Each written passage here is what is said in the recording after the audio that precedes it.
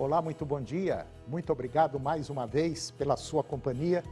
Está começando mais uma edição do programa Agronegócio e eu desejo a você um dia muito feliz e abençoado.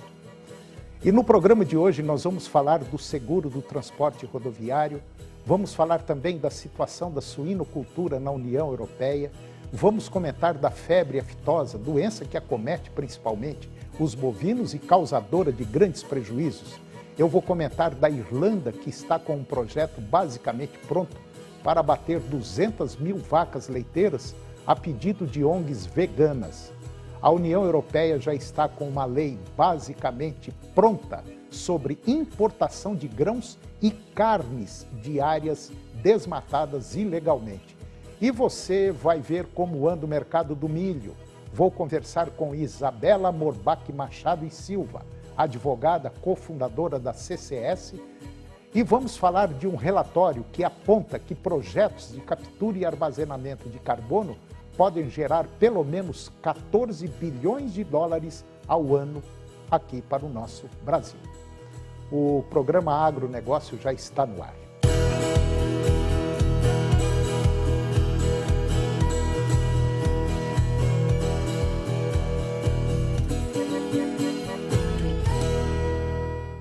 Eu começo o programa de hoje comentando sobre o seguro do transporte rodoviário, um artigo na medida provisória 1153 de 2022 sobre o seguro do transporte rodoviário de cargas causará um enorme aumento de custos logísticos em diversas cadeias produtivas, potencialmente elevando os preços de alimentos, caso não seja vetado pelo presidente brasileiro.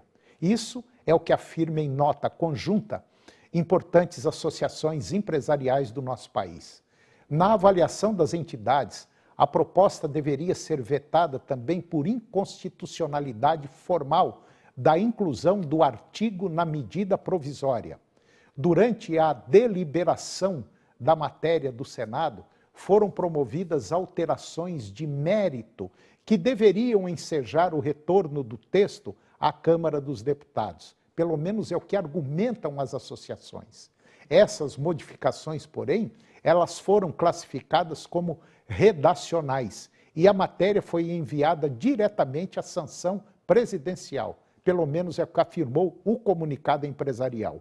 Por isso, é necessário o veto de tal dispositivo, disseram essas associações, que são a Associação Brasileira das Indústrias de Óleos Vegetais, a ABIOV, que representa o setor de soja, além da ABPA, que é a Associação da Indústria de Carnes de Aves e Suínas, e também a Associação Brasileira da Indústria de Alimentos, a BIA. Conforme dados compilados por essas entidades, é estimado um crescimento de 1.800% dos custos com seguros a partir do projeto, ou seja, os seguros de cargas alimentícias componentes da cesta básica poderão aumentar em torno de 18 vezes, encarecendo o frete e o valor final dos produtos destinados ao consumidor. E agora vamos falar da situação da suinocultura na União Europeia. Preços recordes de suínos poderiam ter estimulado produtores a expandir os seus rebanhos, mas as caras regulamentações pecuárias, diminuindo a demanda e disseminando doenças suínas, apontam para um declínio de longo prazo na União Europeia. Pelo menos que é a principal exportadora de carne suína daquela região, né? Os preços de suínos dispararam na Europa no ano passado, uma vez que a produção foi reduzida pelos altos custos de grãos e também energia.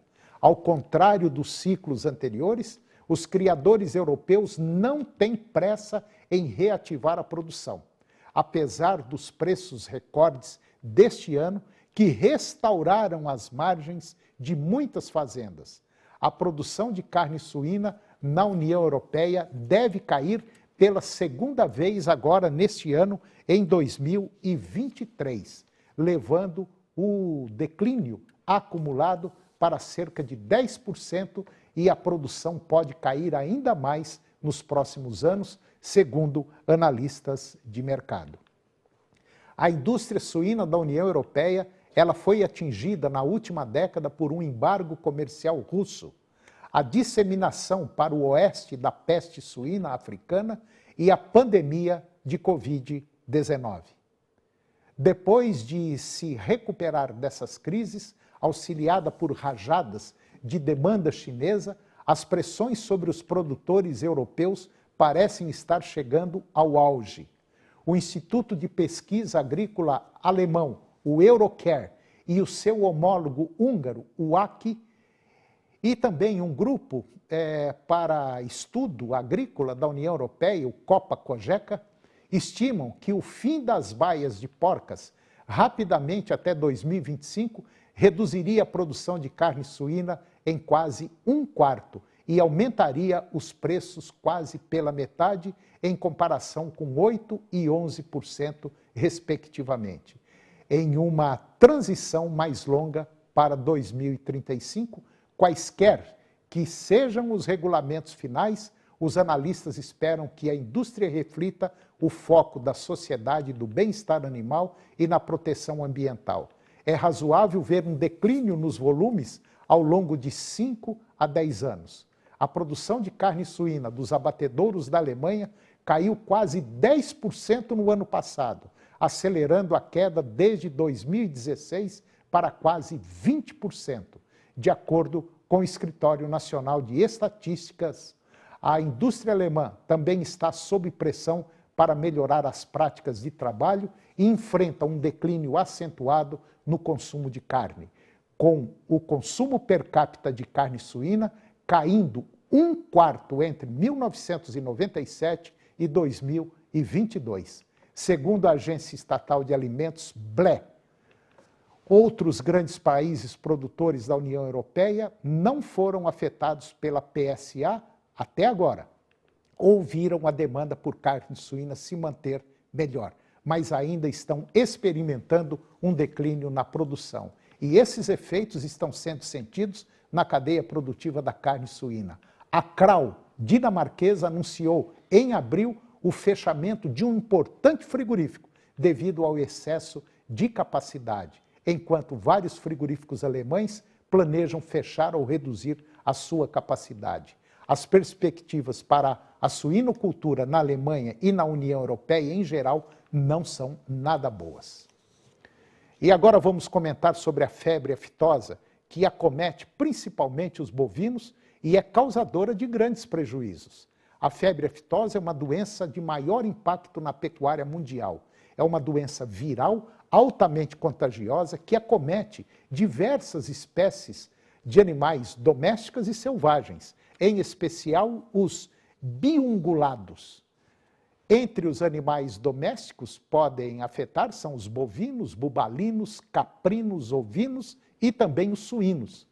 Causa vesículas na língua, gengivas, narinas, espaços interdigitais nos cascos, banda coronária e também nos tetos. Esses sinais clínicos costumam levar a uma brusca redução na produção, já que o animal com muita dor na boca reduz drasticamente o consumo de matéria seca e também com dor nos cascos evita deslocar-se para buscar alimentos. Febre, apatia, salivação, claudicação também são sinais comuns. Em animais jovens, a doença pode causar óbito devido à miocardite aguda, conhecida como coração tigrado, mas os níveis de mortalidade em geral são muito baixos. Os sinais clínicos da febre aftosa não podem ser distinguidos de outras doenças vesiculares, como a estomatite vesicular ou o senecavírus, no caso dos suínos. O que diferencia essa doença é exatamente a velocidade com que se dissemina nos rebanhos. O poder de difusão do vírus da febre aftosa é muito maior do que o de outras doenças confundíveis. Essa característica associada ao fato que produtos de origem animal, especialmente carne com osso, podem carrear o vírus, fazer com que a maioria dos mercados importadores imponham sérias restrições ao comércio de produtos a partir de países que tenham a doença, a fim de verificar se um país é capaz de controlar a febre aftosa e sempre um bom termômetro para avaliar a qualidade dos seus serviços veterinários. E agora vamos falar da Irlanda, que está com um projeto basicamente pronto para abater 200 mil vacas leiteiras de alta linhagem a pedido de ONGs veganas. O jornal Irish Independent vazou uma série de documentos do Ministério da Agricultura descrevendo um plano do governo da República da Irlanda para que os produtores abatam um total de 200 mil vacas em 3 anos para reduzir as emissões e atender à Agenda 2030. Em troca, o Ministério analisou a possibilidade de reembolsar os produtores com 600 milhões de euros, cerca de 642 milhões de dólares, em troca de usar esse dinheiro para investir na produção de comida vegana, que polui menos e, assim, o planeta agradece, né? Os números do plano, segundo o relatório vazado, alerta que são necessárias medidas radicais e rígidas para o setor agrícola para que ele alcance as metas de emissões que o governo aderiu para 2025 e 2030.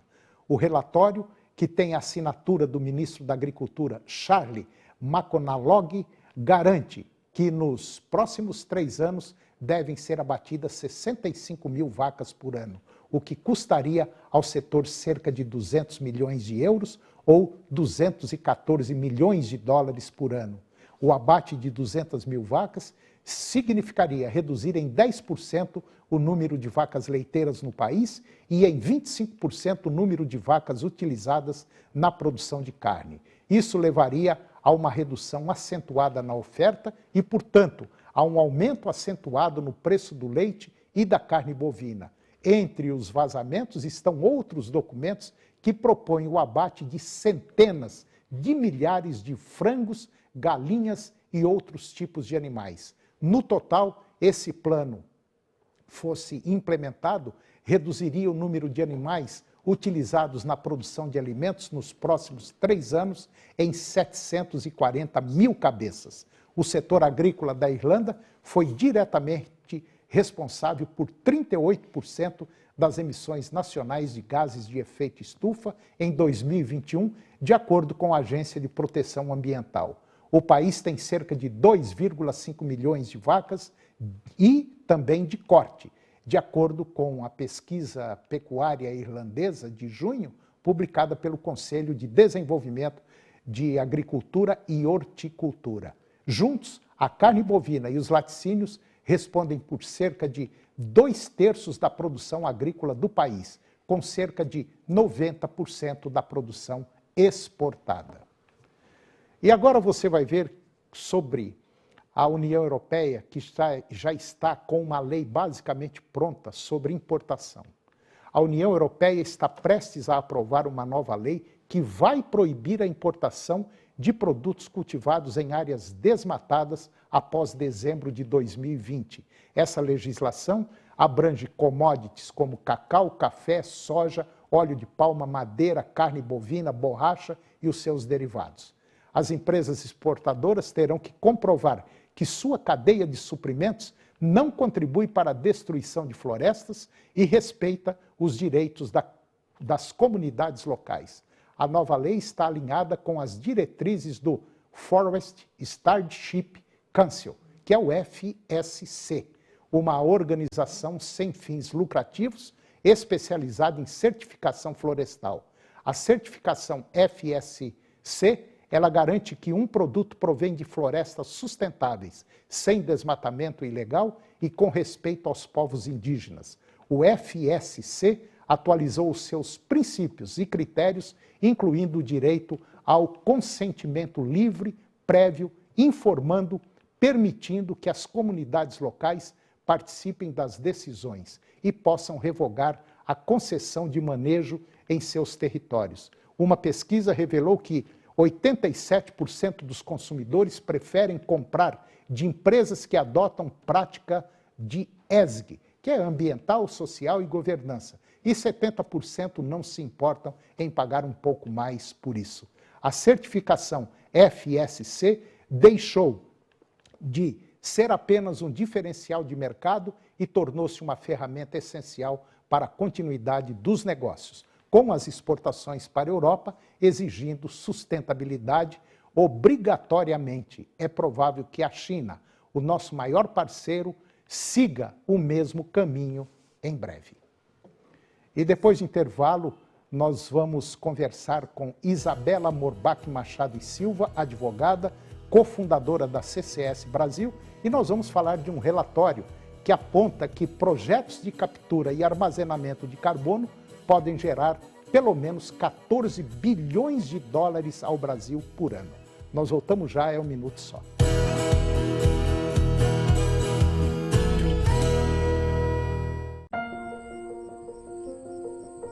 Olha, eu vou te contar uma coisa. Meu pai é produtor rural há 30 anos e eu tenho o privilégio de ver ele trabalhar todo dia com muito orgulho do que faz. Ele me ensina muito para que eu possa produzir também algum dia. Ele me ensina sobre as sementes, rentabilidade, solo e muitas outras coisas. Ele cuida bem da produção, mas eu sei que ele só cuida bem da produção porque há 30 anos o Senar Goiás cuida bem dele. São cursos, assistência técnica, visita, instrução, tudo por ele. E eu sei que quando chegar a minha hora, o Senar também vai cuidar de mim.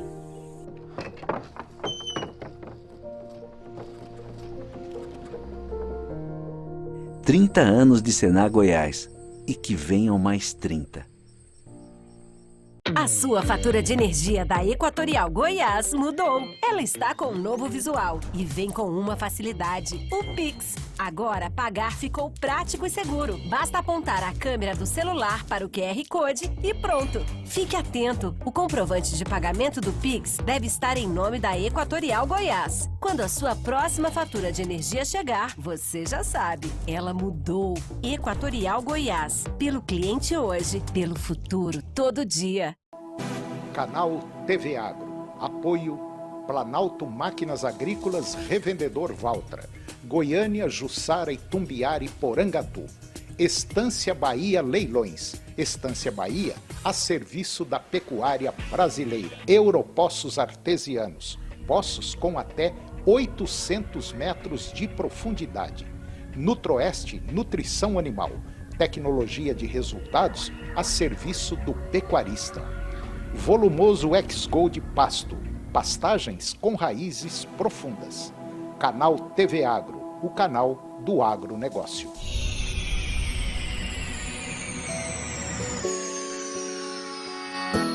Agronegócio. Oferecimento Moinho Fino. A delícia que é o nosso café de todos os dias. Puríssimo. Senar Goiás, a maior escola da terra. Seu New Holland precisa de uma peça? Clica na Carpal que chega. carpaltratores.com.br.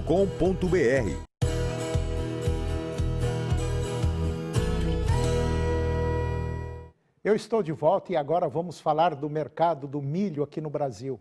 As regiões produtoras de milho no Brasil têm desempenhado um papel crucial na oferta interna e também no abastecimento do mercado nacional e internacional.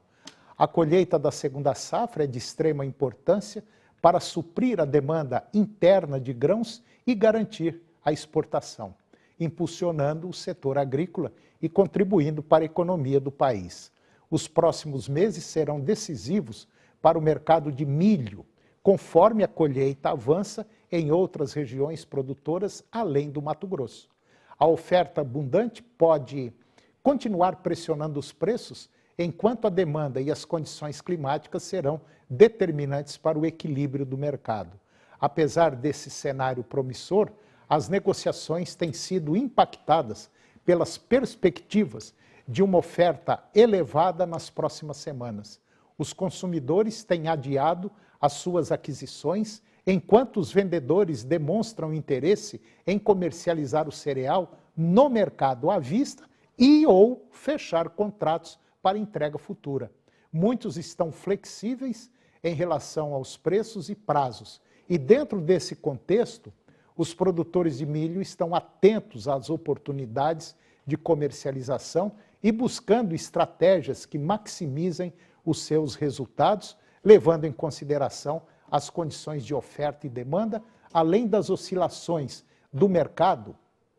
A colheita da segunda safra ela é aguardada com muita expectativa e os agricultores permanecem otimistas quanto aos resultados positivos que podem ser alcançados nessa temporada. E agora eu vou conversar com Isabela Morbach Machado e Silva. Ela é advogada, cofundadora da CCS Brasil, e nós vamos falar de um tema interessante. Nós vamos falar de um relatório que aponta que projetos de captura e armazenamento de carbono podem gerar pelo menos 14 bilhões de dólares ao ano aqui para o nosso país.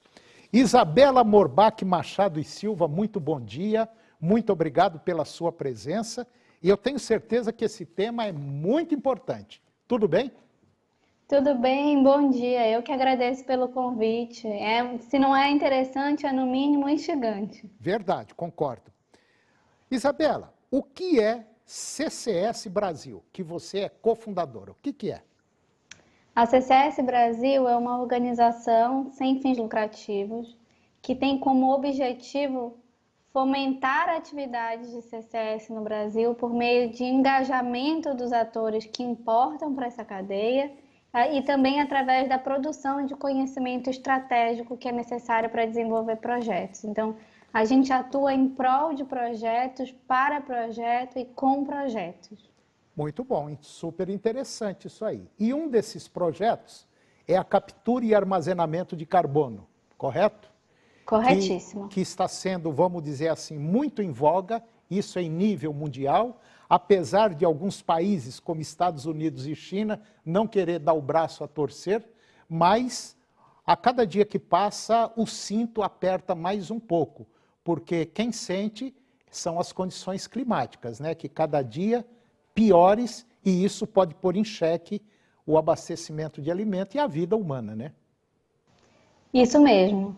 Agora a gente está começando a enxergar um movimento da China, dos Estados Unidos, também da Europa, de implementação desses projetos, de anunciar novos projetos de captura e armazenamento de CO2, começando a enxergar isso não só como importante para fins climáticos, mas também como uma oportunidade de negócio, que gera riqueza, que gera emprego, que gera dinheiro circulando. Então, agora a nova economia de baixo carbono também gera riqueza e não é só vista como um prejuízo ou como as dificuldades econômicas que a gente tem, ela também gera negócio. Bom, a gente sabe que esse armazenamento de carbono, essa captura, pode ser feita de várias maneiras e dentro do setor agropecuário é óbvio e ululante que essa captura de carbono ela é feita através do plantio, principalmente do projeto ABC, que é Agricultura de Baixo Carbono, né? E como é que a CCS Brasil atua em cima desses projetos? Como é que ela faz? Como é que ela me orienta, eu, por exemplo, que tenho uma empresa ou tenho uma grande fazenda, a fazer esse armazenamento, essa captura? A gente atua produzindo as informações para que você tome a decisão de fazer um projeto de CCS ou não. É um projeto que tem um CAPEX, né, um custo de equipamento que é bastante intensivo, então precisa ser uma decisão planejada, ao mesmo tempo que tem desafios regulatórios, desafios de comunicação com o público, né, explicar o que é um projeto, o que envolve, quanto tempo ele leva. Então, a gente atua em todas essas fases, mas antes disso, a gente atua provocando a indústria, provocando o setor agropecuário a olhar isso como uma solução. Porque a gente também enxerga que existem muitas soluções disponíveis hoje. CCS, captura e armazenamento geológico de CO2, é apenas uma dessas soluções. Então, o nosso papel é mostrar que essa é uma solução oportuna, que vale a pena, que é viável, apresentando números como o do relatório que você mencionou, dos 14 bilhões de dólares ao ano, mas também que existe uma cadeia de valor, quem são as pessoas e as empresas que podem fornecer esses serviços e ajudar a estruturar esses projetos, quais são os resultados esperados, como isso se comunica com o mercado de carbono, como essa descarbonização é inventariada. Então, a gente ajuda em todas essas etapas, fazendo pontes com prestadores de serviço que a gente confia, dando informação de qualidade, bastante nesse sentido. Bom, fazendo um resumão, posso afirmar que eu, por exemplo, eu tenho uma grande fazenda, uma grande indústria, eu posso ganhar dinheiro em cima desse projeto que é a captura ou armazenamento de carbono. Hoje, não, porque a gente está esperando a regulação do mercado de carbono, né? Tá. O Brasil inteiro está esperando esse momento. Então, toda a indústria que está tentando se financiar via mercado de carbono está esperando que o mercado regulado saia. Assim que essa legislação sair e que o mercado regulado nacional estiver efetivamente estruturado, sim, a curva esperada é que se ganhe dinheiro, especialmente na indústria do etanol, porque ela é uma indústria que vai se tornar carbono negativa. Sim. E outras indústrias que não se tornem carbono negativas, elas vão deixar de gastar dinheiro comprando créditos de carbono. Então, a gente tem dois grandes grupos. Os grupos que vão precisar comprar créditos, e aí eles vão precisar comprar menos créditos e gastar menos por isso. E os grupos que vão poder vender créditos, como é o caso da indústria do etanol. Seja etanol de milho, seja etanol de cana-de-açúcar, eles têm muito potencial para vender crédito de carbono. Bom, então significa dizer o seguinte, que seria muito interessante, quem está nos acompanhando agora e é empresário, já ficar atento, que já poderia deixar tudo programado, para a hora que tiver regulamentado, já é só bater o martelo. Exatamente, até porque esses projetos levam um tempo de desenvolvimento. Não é que a gente decide hoje e faz o projeto amanhã, eles têm um tempo de maturação. E como é que faz, Isabela, como é que faz para entrar em contato com vocês? A gente tem um site que é www.ccsbr.com.br. Lá tem todos os nossos contatos, telefone, contato de e-mail. A gente também está no LinkedIn e é só acessar. Vocês podem entrar tanto em contato por telefone quanto pelo formulário do site. Tudo bem. Então, você que está nos acompanhando e é empresário e tem interesse, o site é www.ccsbr.com.br